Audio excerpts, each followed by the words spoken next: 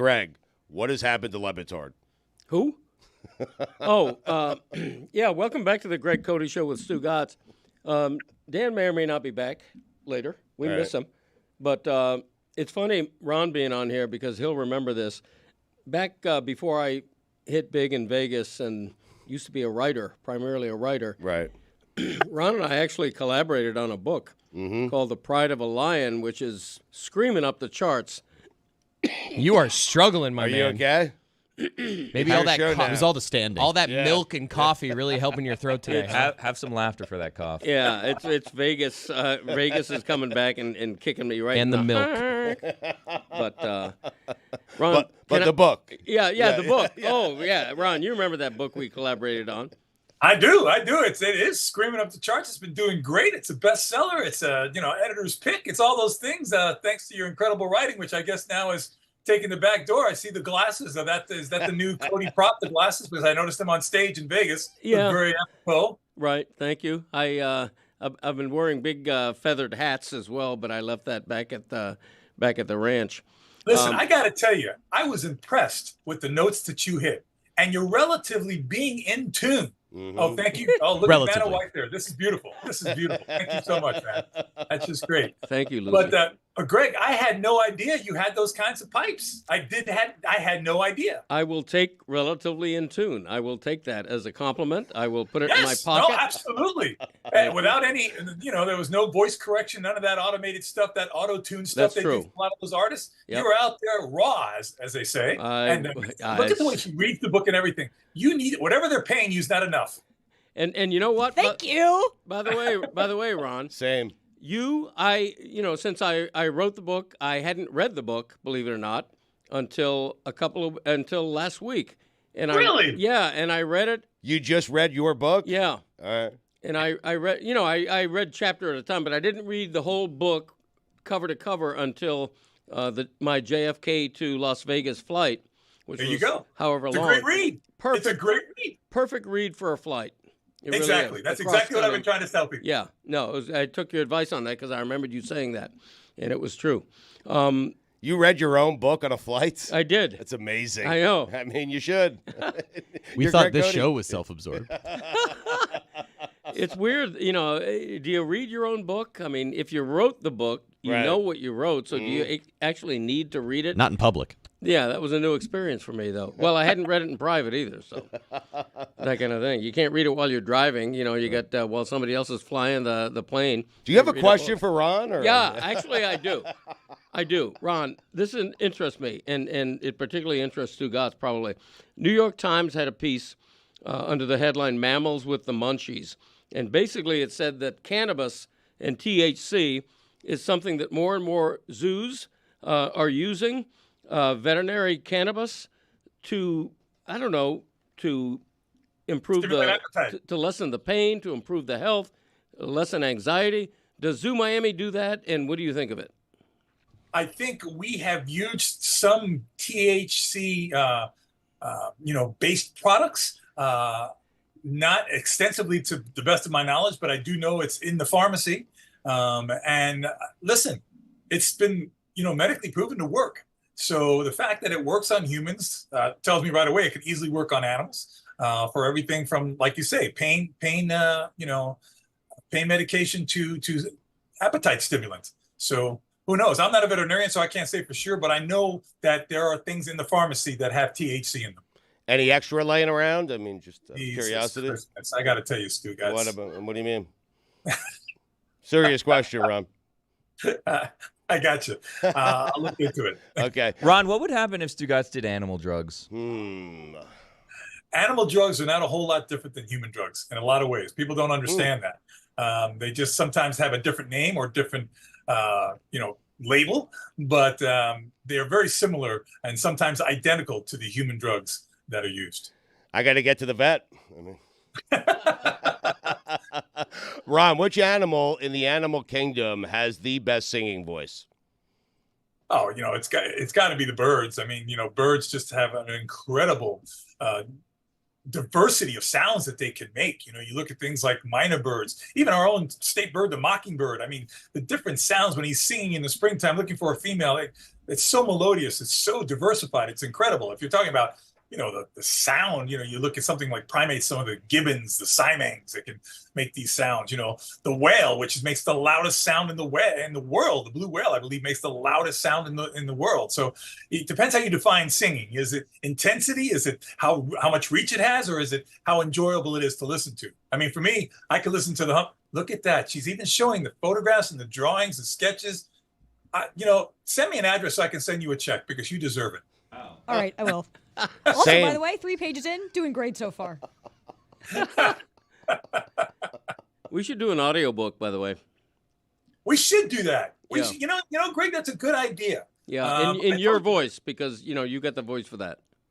Yeah, but it wouldn't make sense in my voice because when I says Ron Magill, you know, it should That's be in true. your voice. I've been reading it in Ron's voice, so I think I wanted Ron to narrate the audiobook. Also, Yeah. I got to say, I've only read 3 pages, but it says I'm on page 26. Love that. Oh, that's Makes great. me feel like I'm How accomplished. encouraging. Ron, what animal has the worst voice? Like, if the animal were singing, it would just be unbearable. Gosh, I don't know. I'm trying to think something as close to Stugatz as possible. Well, thank you. I don't know. I think it would probably be like a donkey, Mm, an ass of some sort. a bray, Because a braying it's- animal. it's not- It sounds so painful. Hee haw, three. Like that. Any more questions? No, that's it. That's my brain. You want to donkey. throw it to video, or what do you want to do here? Yes, this is interesting to me. Kangaroo on the loose. There was a 911 call out of Tampa last week featuring a woman who found a marsupial next to her pool. Let's take a listen. It's B-roll. We're just going to watch it. And you're going to talk it's over it. Classic. Dad, do play-by-play. I can't even describe what I'm watching. Oh, my God. Well, The there's a kangaroo kangaroo next that's to a jumping game, You are yeah. the God. worst. next to a I'm pool. terrified of kangaroos. Seems to be Kangaroo in- has hops. Night vision. Oh, my God. Or Yep. or It he's looks even glowing for scarier some at reason. night. Ron, do kangaroos glow? No, they don't. But that's a thermal Okay. camera, so you're getting the body heat from the kangaroo. Looks That's like why the you get aliens in Miami. that light. Do they swim, kangaroos? They can if they need to. Yes, they can if they need to. And they understand they're incredibly numerous throughout the Australian continent. As a matter of fact, they're considered pests by a lot of the Australians. This is going to sound terrible, but a lot of vehicles that drive in the outback, they have these huge bars welded onto the front bumpers of their car because they hit so many of them and they don't want to do damage to their car. Wow. Ron, how is it legal to keep a pet kangaroo in the state of Florida? Stugatz, if you knew what people keep as pets in their backyard in the state of Florida, you probably want to move. It's unbelievable. Everything from kangaroos to tigers to, massive snakes. I mean, people have kept things that should never have been kept as pets. What's the craziest pet you've seen or you've heard stories about?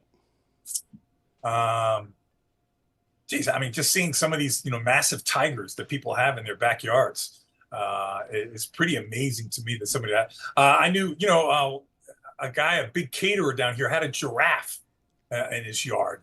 I mean, a flipping giraffe. Yes, a giraffe in his yard. Okay, I'm not going to mention the guy's name because he's very well known, but he had a giraffe in his yard. Ron, now we have a video of a chain-smoking goat, which is a sentence I never, ever thought I'd say. That's me. That's right. The goat of chain smoking. There's a goat in Nepal, and he appears to be smoking incense like Stugatz on a commercial break, a heater. Look at him. There he goes. It looks like as if someone were just going up to a bunch of incense, inhaling them, and then taking a hit. And then exhaling it. Look at this. This is Exactly incredible. what he's doing. Listen, animals can become addicted to things just as people can. The fact that we subject animals to that for a video to get more hits is disgusting.